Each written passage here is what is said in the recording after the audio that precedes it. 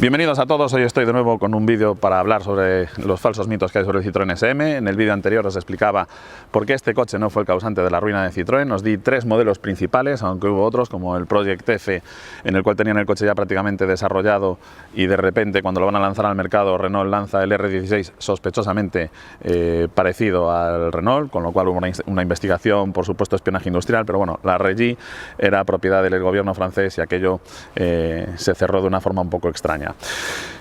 En este caso de lo que voy a hablar es de la mentira, de la enorme mentira que hay sobre el motor V6 extraído de un V8 Maserati al que le quitaron 2 cilindros. Esto es rotundamente falso, voy a explicar varias cosas de por qué lo es y lo vais a ver en el propio coche. Para ello me voy a tener que meter en un alero porque estoy viendo que se me va a poner a llover en cualquier momento. Lo primero que os tengo que decir es que eso de que los motores se hagan amputando cilindros y tal, tiene sentido cuando tú vas a hacer un motor modular, de forma que tú vas a aprovechar muchísimos de los componentes de un motor. En ese sentido, hoy en día hay muchísimos motores modulares, por este motivo Mercedes está presentando motores modulares de 4 y 6 cilindros, prácticamente todas las marcas. Que sepáis que Citroën también es una de las pioneras en esto.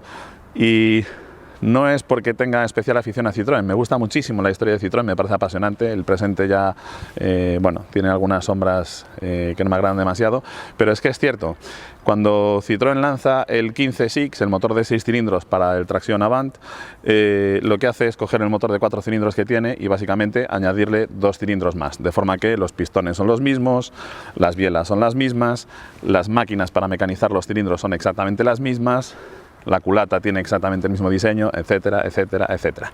Aprovecha muchísimas piezas de forma que producir ese motor de 6 cilindros les haría muy económico. En el caso del Citroën SM, lo iréis viendo dato por dato, es que no coincide absolutamente ninguna de las cotas internas del motor, ni la fabricación del motor, nada coincide con ninguno de los motores V8 de Maserati. ¿De dónde viene este mito?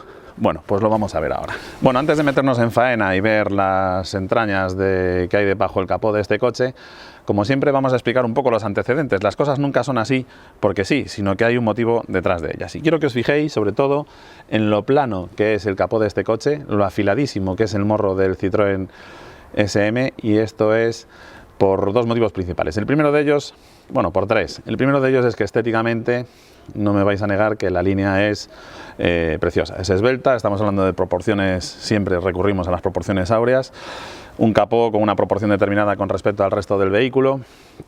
Durante muchos años, por cierto, este capó, que es de aluminio, fue una de las piezas estampadas en aluminio más grandes que se hacían en el mundo. Era un desarrollo técnico, más que un desarrollo, era un reto técnico muy importante el hacer con un buen acabado este capó. Pero bueno, insisto, un morro muy afilado y muy bajo, ¿vale? ¿Por qué? Para conseguir una buena aerodinámica, una buena estética, y aparte de eso también me interesa un morro muy bajo para bajar al máximo el centro de gravedad del vehículo. Hasta no hace mucho se pensaba que la potencia máxima admisible por un tracción delantera eran alrededor de los 200 caballos, ¿vale? Y estamos hablando de hace 20-25 años, tampoco tanto. En los años 70, aunque había un coche con mucha más potencia que eso, el Oldsmobile Toronado, aquello era más bien un camión que un coche. Pesaba 2,3 toneladas, tenía 300 y pico caballos, un motor de casi 8 litros de cilindrada, una auténtica locura. Citroën quiere hacer un coche más rápido todavía que ese, que ya superaba los 210 km por hora. Citroën quiere hacer un coche más rápido que ese, pero a la europea, es decir, más ligero, más estilizado, con un comportamiento dinámico mucho mejor, con frenos de disco en vez de tambor, etcétera, etcétera, etcétera. Para hacer un coche que supere los 220 km por hora con tracción delantera, va a haber dos retos. Uno de ellos es que el coche tiene que ser estable, por eso el motor se monta por detrás del eje delantero en posición central delantera para el reparto de masas. Se hace lo más bajo posible el motor para bajar al máximo el centro de gravedad del vehículo. Y otro problema que solucionaron magistralmente es el torque steer. Los coches de tracción delantera muy potentes, cuando aceleramos con brusquedad, el tiro de las ruedas de tracción hace que interfieran en la dirección. El famoso par de dirección, que es muy incómodo, pues lo podemos ver en coches como por ejemplo el Honda Civic Type R, los Cupra de tracción delantera, etcétera, etcétera, etcétera.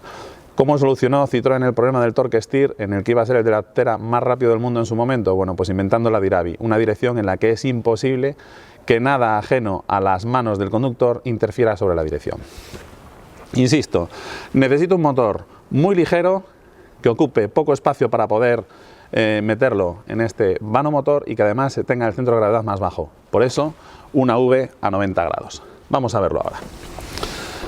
Bueno, ahora sí os presento al motor del SM y os pido disculpas porque, bueno, mi ejemplar es un SM con el motor de inyección y los colectores del motor de inyección tapan por completo las tapas de balancines y las bancadas de los cilindros y no se aprecia muy bien, pero bueno, luego vamos a ver ahí unas imágenes donde os lo voy a explicar mejor.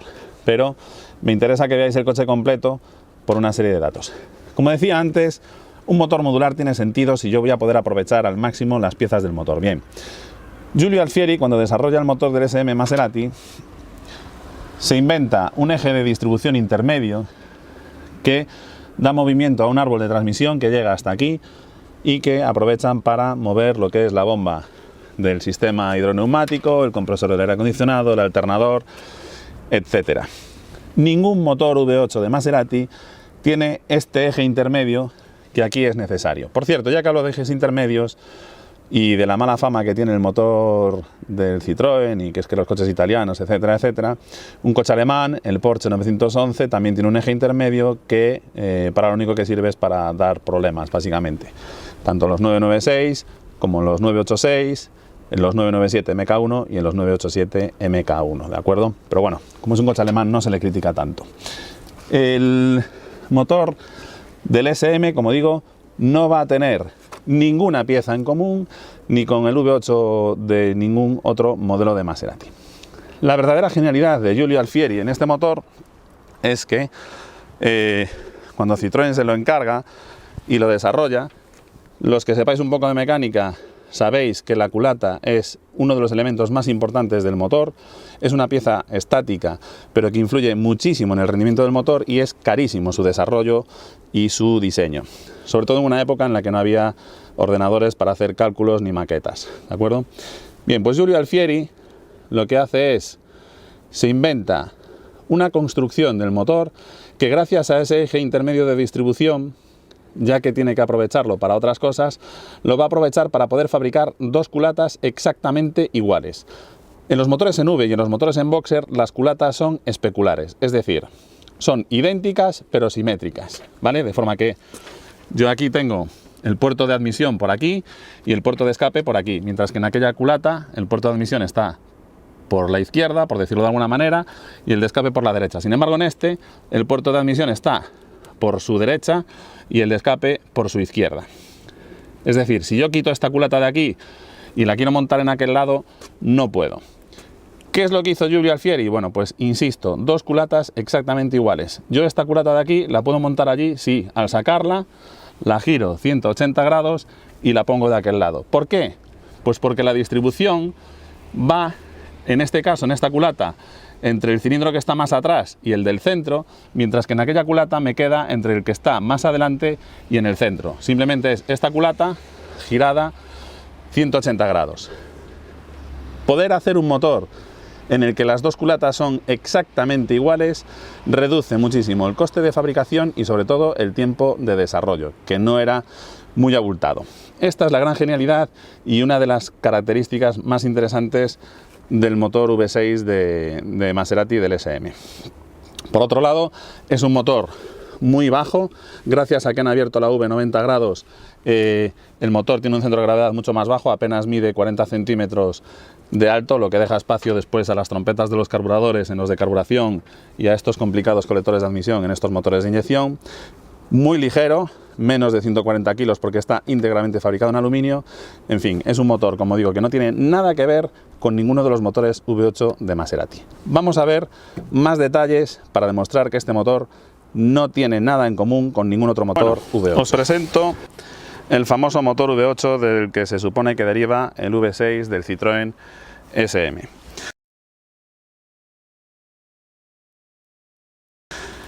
Y os explico algunas cosas. Bueno, para empezar, este motor va colocado, aquí estaría el radiador, ¿de acuerdo? Porque los Méxicos son de tracción trasera, con lo cual la caja de cambios va en prolongación hacia el habitáculo, mientras que en el SM la caja de cambios estaría por aquí delante, ¿de acuerdo? Este motor habría que darle la vuelta, de forma que esto me quedaría contra el cortafuegos del vano motor, ¿vale? Lógicamente esto ya es un inconveniente para el motor, no se va a poder colocar ahí. Bien, más cosas. Fijaos en dónde va la distribución en estas culatas, ¿vale? La distribución va en la cabeza, ¿de acuerdo? De los cilindros, antes del primer cilindro. Va aquí, tenemos la distribución y ya veis cómo es físicamente el motor V6, perdón, el V8 de los Maserati. Bien, pues aquí os presento unas fotos de la restauración del motor de mi coche. Aquí tenéis cómo es el motor y fijaos en lo que os decía, la distribución, ¿vale? Debajo de esta línea que veis aquí, lo que va es la cadena de distribución secundaria, ¿vale? Como veis es doble. Y lo que os decía, en esta bancada de cilindros, la que está del lado derecho, del lado del copiloto, la distribución va entre el cilindro que está más atrás y el del medio, mientras que en la culata opuesta, en la bancada opuesta, mejor dicho, la distribución va entre el cilindro que está más adelantado y el intermedio. Esta culata, si yo le doy la vuelta, es esa de ahí. ¿Vale? De forma que me coincidan los puertos de admisión. Si yo esta culata la giro así y la monto de esta otra manera, me coinciden los puertos de admisión en el centro de la V y los de escape en los extremos de la V. Aquí veis cómo va colocado después el motor y el famoso eje intermedio que vendría desde aquí hasta aquí para moverme la bomba de alta y permitir con este eje intermedio esta distribución que vais a ver en detalle.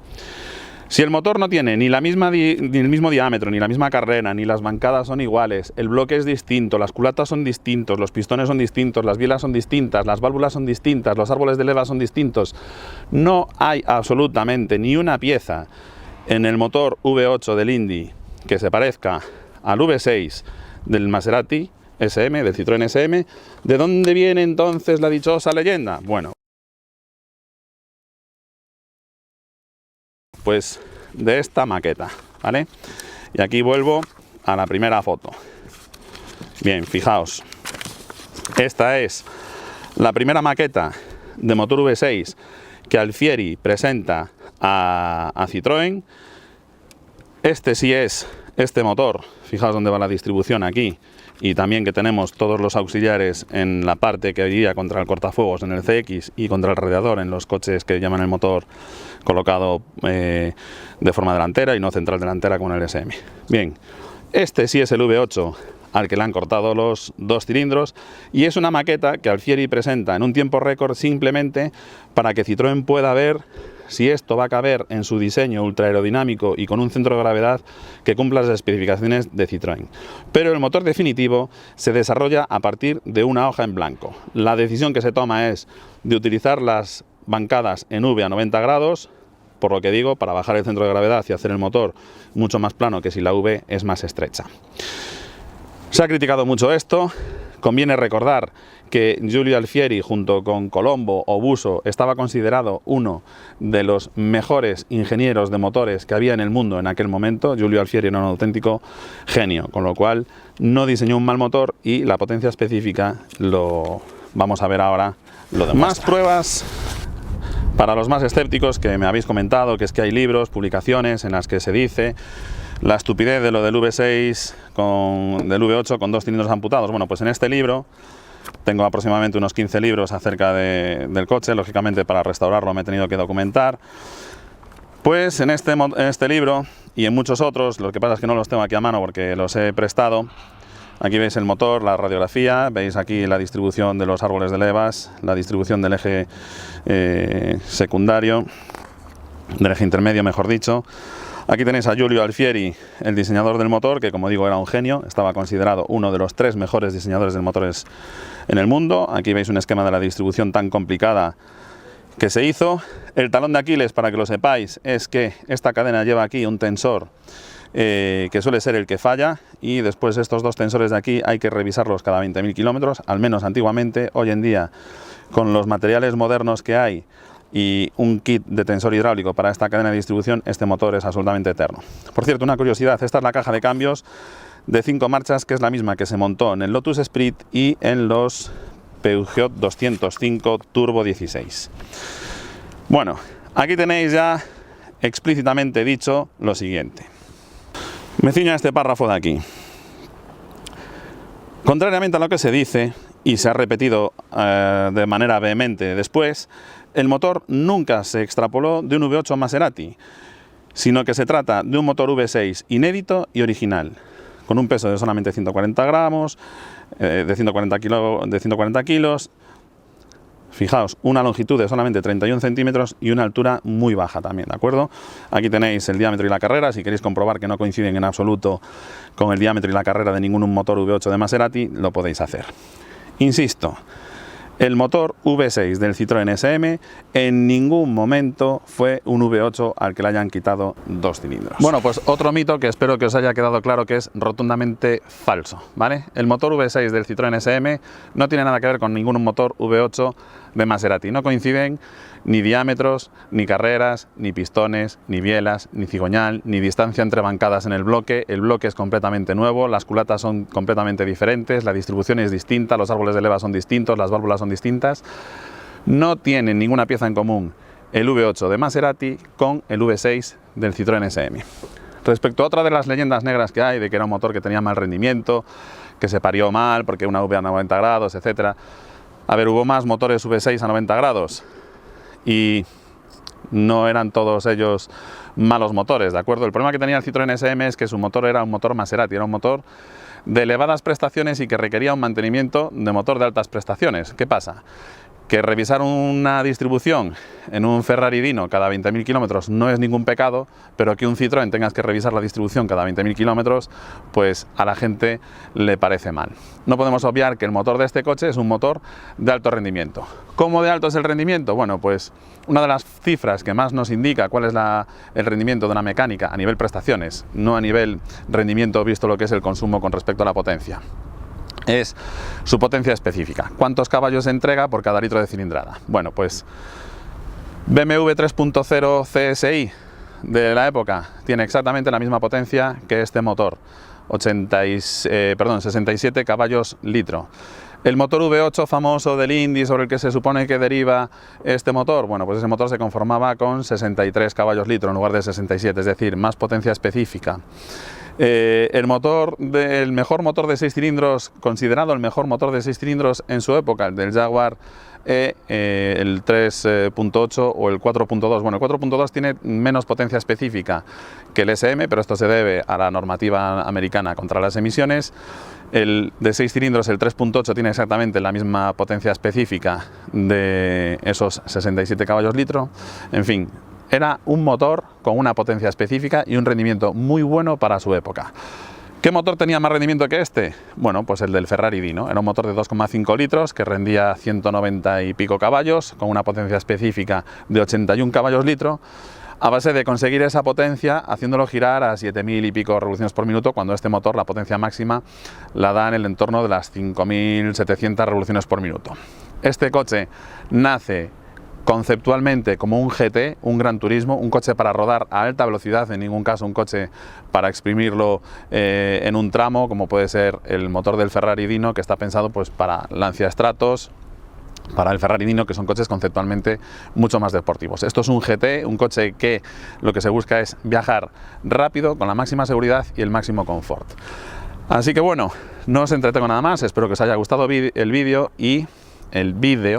y sobre todo espero que os haya quedado claro que eso de que el motor del Maserati es un V8 al que le han quitado 2 cilindros, no se os ocurra volver a decirlo. La realidad es que este motor partió de una hoja en blanco. El V8 con 2 cilindros amputados nada más sirvió como maqueta para temas de dimensionado, etcétera. ¿De acuerdo? Así que nada, un saludo y gracias por aguantar. Hasta luego.